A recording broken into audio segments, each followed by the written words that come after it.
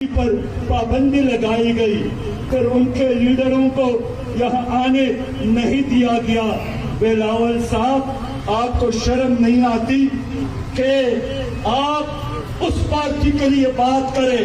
آپ کا مخالف صحیح، سیاسی طور پر آپ کا دشمن صحیح، لیکن یہ کیسا میش ہے کہ ایک آدمی کو دونوں ہاتھوں سے باندھا جائے اور آپ کو کہے کہ آپ ان کے چہرے پر مکے مارے باکسنگ کرے۔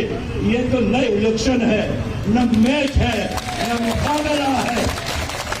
میرے 1000 اختلافات پی ٹی آئی کے ساتھ، پی ٹی آئی کی پالیسیوں کے ساتھ، خیبر پختونخوا میں ان کی حکومت کے ساتھ اختلافات۔ میں انصاف کی بات کرتا ہوں کہ جس طرح یہاں آنا میرا حق ہے، اسی طرح اسد قیصر کا بھی حق ہے۔ جس طرح میرا حق ہے، اسی طرح جنید اختر کا بھی حق ہے۔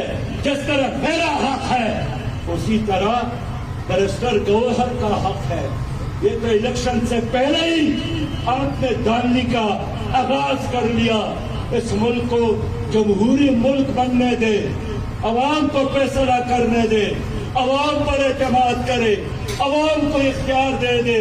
عوام کے حوصلے ان پہاڑوں سے زیادہ بلند تر ہے۔ عوام جانتے ہیں ان کے لیے کیا بہتر ہے اور کیا بہتر نہیں ہے۔